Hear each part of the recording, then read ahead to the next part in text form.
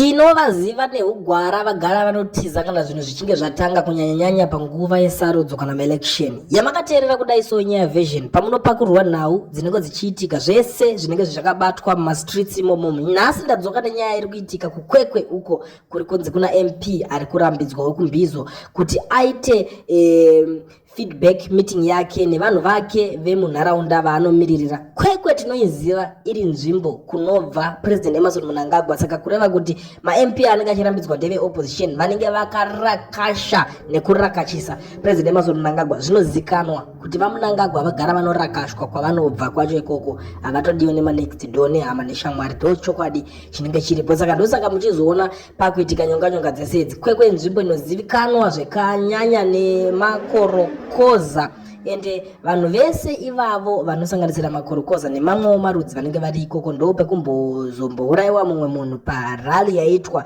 yeCitizen Coalition for Change. Zvinhu zvese zvinenge zvichiitwa maefforts ekuitira kuti opposition itry kushaya simba kana kuti isvike pakuramwa nzvimbo iyoyo, asi zvese izvozvo zvinonga zvichishaya basa. Iko zvino taakushaya kuti zvinorevei kuti MP uyo Koban Madzivanyika ari kurambirwei kuti aite musangano wake waari kuita, nekuti isusu tinenge tichingoona vamwe vachiitawo musangano wavo, iye ave kupuhwa mhinduro yekunzi zvoni tichiri kuprepare kuti tiite independence. Saka ndosaka tisiri kukwanisa kukupa kuti tsamba kuti ukwanise kupfuurira mberi nekuita musangano wako wanga uchida kuita musi weSunday. Zvinhu zvinosiririsa hatizive kuti independence yacho inge ichida kuitwa musi weSunday, asi ende chimwe chinhu chinozotishamisa kuti sei polisi yemuZimbabwe ichipindira nyaya dzeZANU-PF nevamwe ma-opposition parties. Zvinhu zvinogara zviri mupfungwa dzevanhu vedu zhinji kuda kuziva kuti vanombozviitireiko zvinhu zvakadaro, asi iko zvino hatizive kuti nyaya iyi hama dzadiwa munoionawo sei nyaya iyoyi kana ichinge yakutaurwa zvakadai so zvinhu zvichinge zvakadai zvinonyadzisa